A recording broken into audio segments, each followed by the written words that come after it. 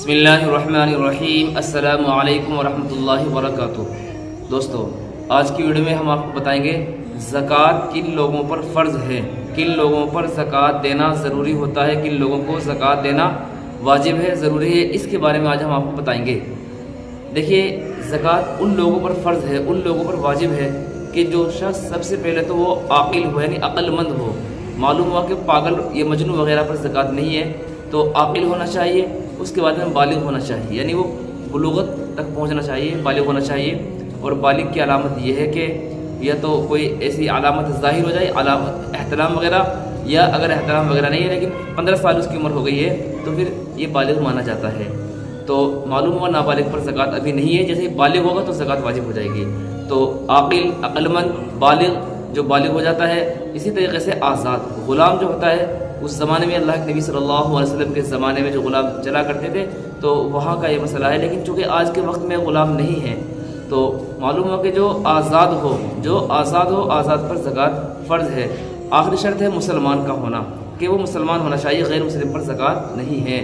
سب سے پہلے اعمال صالحہ سے بھی پہلے سب سے بنیادی شرط جو ہے وہ ہے ایمان۔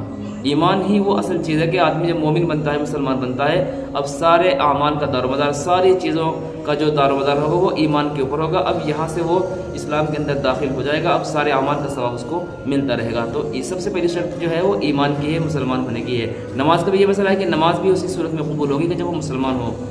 غیر مسلم کے لیے کوئی بھی عمل قابل قبول نہیں ہے، سب سے پہلے اس کو ایمان لانا پڑے گا۔ تو بہرحال یہ چار چیزیں تو پہلی شرط ہیں کہ عاقل ہو، عقل مند ہو، بالغ ہو، جو 15 سال سے اوپر کا ہو، یا کوئی ایسی علامت ظاہر ہو گئی ہو جو بلوغت کی ہوتی ہے، احترام وغیرہ، یا پھر تیسرے نمبر پر وہ آزاد ہونا چاہیے، اور چوتھے نمبر پر وہ مسلمان ہونا چاہیے۔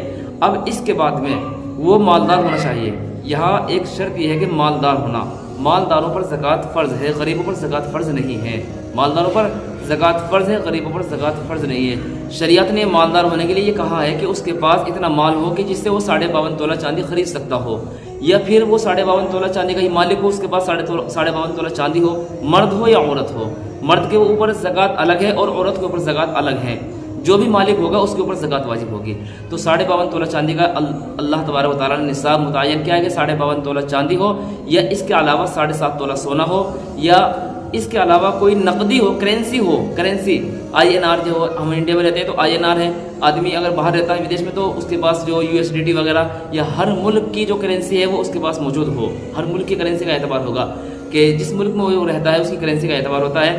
تو جو اعتبار ہوتا ہے وہ کرنسی کا اعتبار ہوتا ہے۔ اگر کسی کے پاس انڈیا کے اندر رہتے ہوئے کوئی USDT ہے، یعنی ڈالر وہ لے رہا ہے، اور وہ یہ کہنے لگے کہ میرے پاس کرنسی نہیں ہے، میرے پاس تو ڈالر ہے، تو بھائی ڈالر کو فروخت کر کے INR لائے وہ، اور اس کے بعد میں وہ زکوٰۃ نکال دے۔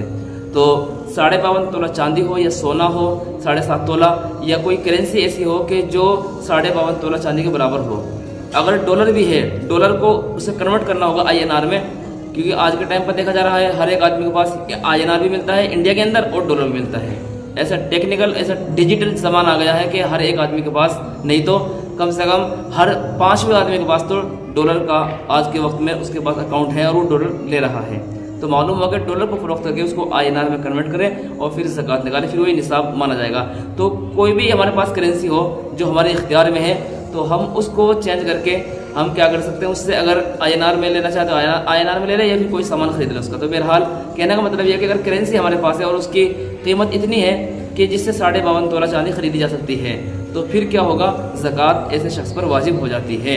اگر یہ بھی نہیں ہے، کرنسی مکمل نہیں ہے، نہ سونا مکمل ہے، نہ چاندی مکمل ہے، لیکن تھوڑی سی چاندی ہے، تھوڑا سا سونا ہے اور تھوڑی کرنسی ہے، ان ساری چیزوں کو ملا کر کے ایک نصاب کو پہنچ جائے، یعنی ان ساری چیزوں کو ملا کر کے وہ 52.5 تولہ چاندی تک پہنچ جائے کہ ان کی ساری قیمت ملا کر کے 52.5 تولہ چاندی ہم ان سے خرید سکتے ہیں، تو پھر کیا ہوگا، یہ بھی نصاب شمار کیا جائے گا، یہ بھی مالداری کا نصاب مانا جاتا ہے۔ اب نمبر آتا ہے تجارت کے مال کا، کہ مال تجارت، مال ایسا ہو کہ جو بڑھنے والا ہو۔ مال نامی پر زکوٰۃ واجب ہوتی ہے، زکوٰۃ فرض ہوتی ہے۔ تو مال نامی کہتے ہیں اس کو کہ ہم نے کوئی پیسہ انویسٹ کر رکھا ہے، یا ہم نے کوئی پلاٹ لے کر کے چھوڑ رکھا ہے، یا ہم نے کوئی سامان ایسا خرید رکھا ہے کہ جس سے وہ بڑھ رہا ہے اور ہماری نیت کیا ہے اس کو فروخت کرنے کی ہے، تو ایسا مال ہوتا ہے مال نامی۔ تو مال نامی جو بڑھنے والا مال ہوتا ہے اس پر زکوٰۃ فرض ہوتی ہے۔ تو سونا چاندی کرنسی اور مال نامی. اب اس کے بعد میں اگر کسی کے پاس یہ چیز نہیں ہے لیکن بکریوں کا ریوڑ ہے, کسی کے پاس ریوڑ ہے اور وہ 40 بکریاں ہیں یا بکرا ہے یا دمبا وغیرہ ہے, 40 کی عادت پہنچ رہی ہے, تو پھر کیا ہوگا, 40 کا عادت پہنچ رہا ہے تو پھر اس پر زکوٰۃ فرض ہو جاتی ہے. یا کسی کے پاس 30 گائیں یا بیل ہو تو اس کے اوپر بھی زکوٰۃ فرض ہو جاتی ہے. یا کسی کے پاس 5 اونٹ ہوں تو پھر بھی زکوٰۃ فرض ہو جاتی ہے. تو یہ نصاب شریعت نے متعین کیا ہے. تو اب یہ مالدار سمجھا جائے گا اگر کسی کے پاس اتنا مال ہے, اتنی یہ مالدار بنا ہے, اور یہ مالداری کا اعتبار جو ہوگا یہ انگریزی تاریخ کا نہیں بلکہ چاند کی تاریخ کا ہوتا ہے.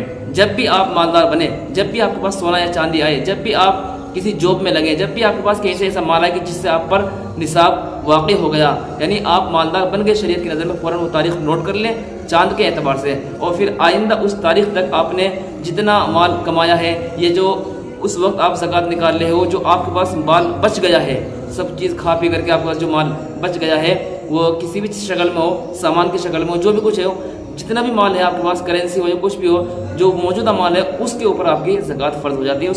اس کا 2.5% نکالنا آپ کے لیے ضروری ہوتا ہے, 40 میں حصہ نکالنا ضروری ہوتا ہے. یعنی مثال کے طور پر اگر 1 لاکھ کا سامان ہے تو 2500 روپے کی آپ کی زکوٰۃ بنتی ہے. یہ اگر آپ کے پاس 2 لاکھ روپے ہیں تو پھر 2500 کا ڈبل یعنی 5000 روپے آپ پر زکوٰۃ فرض ہوتی ہے. مطلب یہ ہے کہ 100 روپے میں 2.5 روپے آپ کو نکالنا ہوتا ہے, 100 روپے میں 2.5 روپے آپ کو نکالنا ہوتا ہے.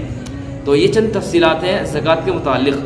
امید ہے بات آپ کی سمجھ میں آ گئی ہوگی. اس ویڈیو کو, اس کلپ کو آپ شیئر کیجئے. آپ کے بھی کوئی مسائل ہو, کوشچنس ہو, کمنٹ باکس میں لکھ دیں, اگلی ویڈیو میں اس کو بتایا جائے گا. السلام علیکم ورحمۃ اللہ وبرکاتہ.